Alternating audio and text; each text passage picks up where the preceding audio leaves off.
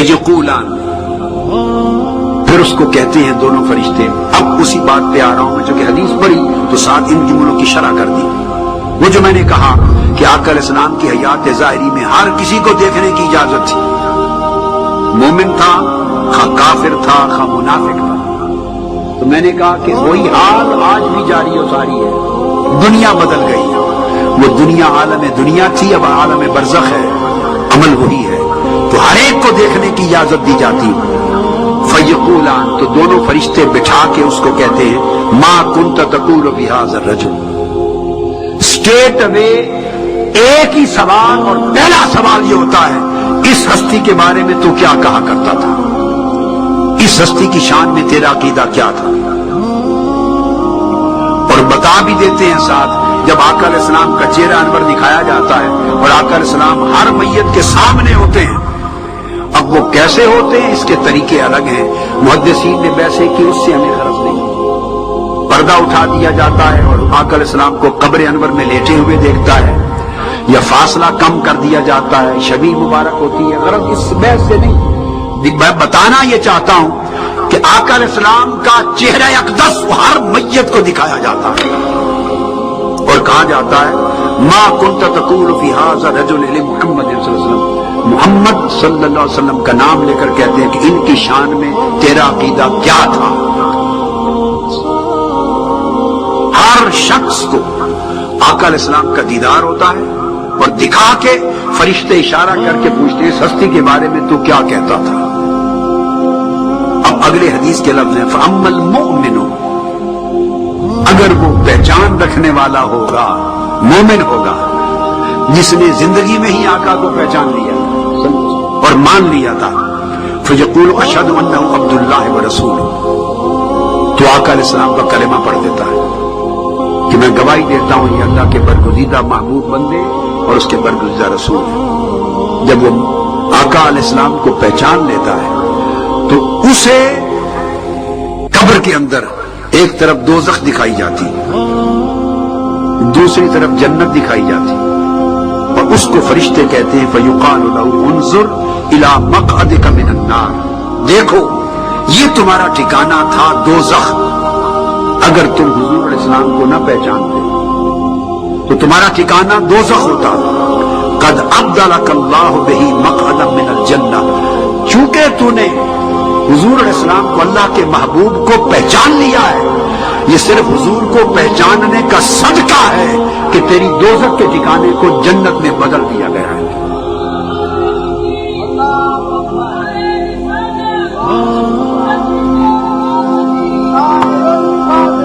اب جو کہنے لگا ہوں غالباً مجھے یاد جہاں تک پڑتا ہے یہ جملہ جو اب آگے آنے والا ہے شاید میں نے 30 برس میں نہیں کہا کبھی اجتماع میں، اور غالباً یہ کچھ کی سرزمین کا نصیب ہے کہ پہلی بار زندگی میں آپ سے کہہ رہا ہوں. ایک شرح حدیث کی یاد وہ یہ، جب کہا جاتا ہے فَيُقَالُ لَهُ انظُرْ، اب دیکھ اپنی دوزخ کے ٹھکانے کو، اگر نہ پہچانتا حضور علیہ السلام کو تو یہ جہاں دوزخ میں ہوتا. قد ابدلک اللہ بہ مقعدا من الجنہ، اب حضور علیہ السلام کے واسطے اور وسیلے سے، حضور کو پہچاننے کی وجہ سے، بہی آقا کو پہچاننے کے صدقے اور وسیلے سے تیرے ٹھکانے کو دوزخ کی بجائے جنت بنا دیا گیا.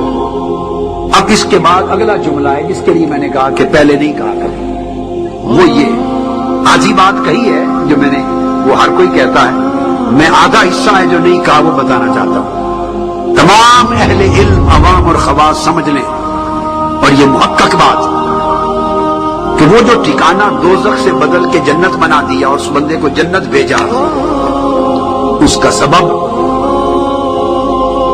اسٹریٹ اوے، اس کا سبب اس کے نیک اعمال، نماز، روزہ، حج، زکات اعمال بنے یا معرفت مصطفیٰ بنی.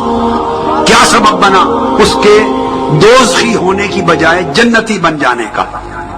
بولیے، اس کے جنتی ہو جانے کا جو دکھایا گیا، اب تیرا ٹھکانہ جنت ہے، اس کا سبب کیا بنا؟ اس کی نماز، روزہ، حج، زکات جو پڑھتا رہا.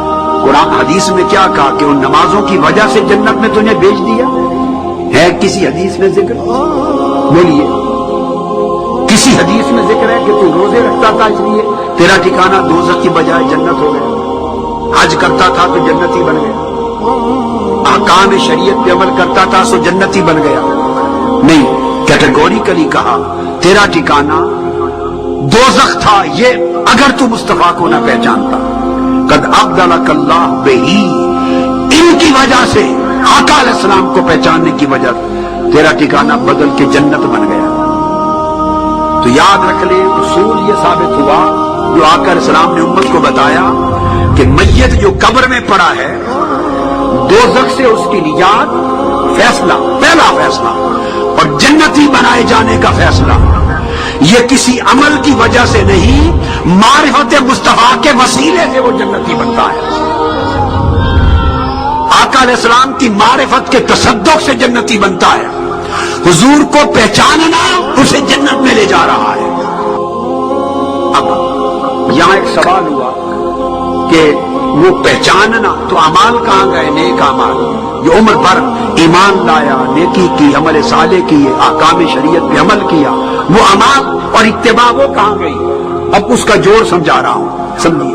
نیک اعمال میں آقا پر، اللہ پر ایمان لانا، حضور سے محبت رکھنا، اتباع کرنا، سنت کی پیروی کرنا، اوامر نواہی پر عمل کرنا، احکام شریعت پر عمل کرنا، حرام کاری سے بچنا، حرام سے بچنا، احکام قرآن، احکام رسول پر عمل کرنا، نیکی کی زندگی بسر کرنا، یہ جو اعمال صالحہ کی پوری زندگی تھی، ان کی وجہ سے اسے حضور کو پہچاننے کی توفیق ملی۔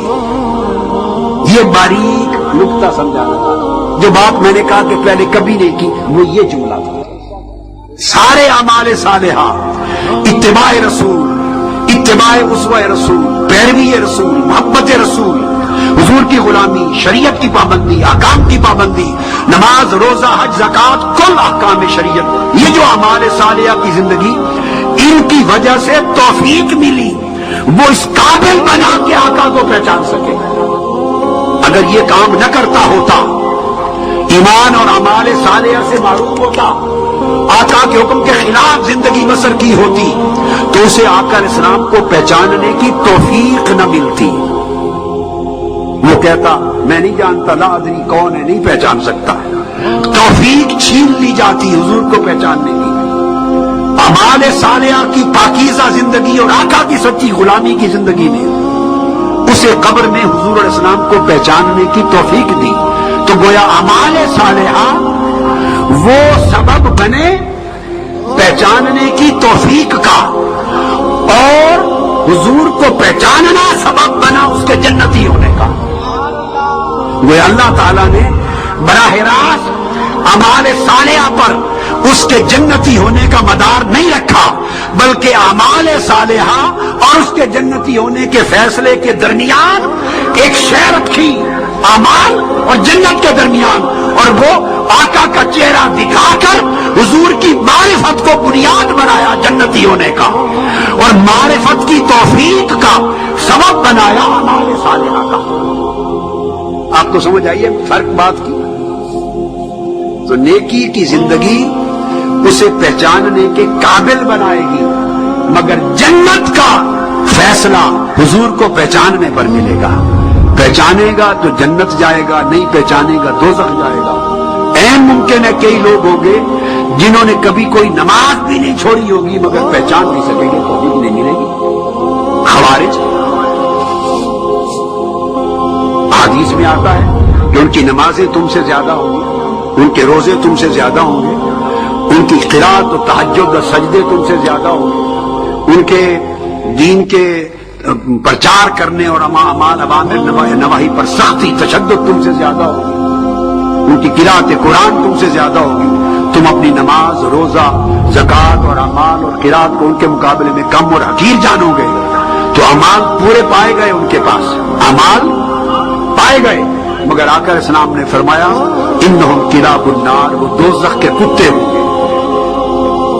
جو خارجی ہوں گے، خوارج، آقا علیہ السلام نے فرمایا وہ دوزخ کے کتے ہوں گے۔ گویا ان کے پاس نمازیں بھی ہیں، خوارج کے پاس روزے بھی ہیں، خوارج کے پاس حج اور زکات بھی ہے، خوارج کے پاس حلال و حرام پر عمل بھی ہے، یہ سارے اعمال ہیں، مگر یہ اعمال سارے مل کر اسے دوزخ سے نہیں بچا سکے. خالی خوارج کو دوزخ سے نہیں بچا سکے. تو پتہ یہ چلا کہ اعمال صالحہ از خود کسی کو جنت نہیں پہنچا سکتے. اعمال صالحہ اور جنت کے درمیان ایک حد اور قائم ہے، ایک چیز اور ہے، اور وہ چیز ہے نسبت مصطفیٰ، ادب مصطفیٰ، محبت مصطفیٰ، غلامی مصطفیٰ. اگر یہ نصیب ہوگی دولت تو اسے توفیق ملے گی کہ قبر میں حضور کو پہچان سکے. اللہ نے فرمایا اعمال پیچھے رہیں گے، سبب بنیں گے پہچان کی توفیق کا، مگر جنت کا فیصلہ سیدھا سیدھا ایک بات پہ ہوگا، مصطفیٰ کو پہچانتے ہو؟ ہاں پہچانتا ہوں، جنتی بنا دیا. نہیں پہچانتے، جاؤ دوزخ میں جاؤ.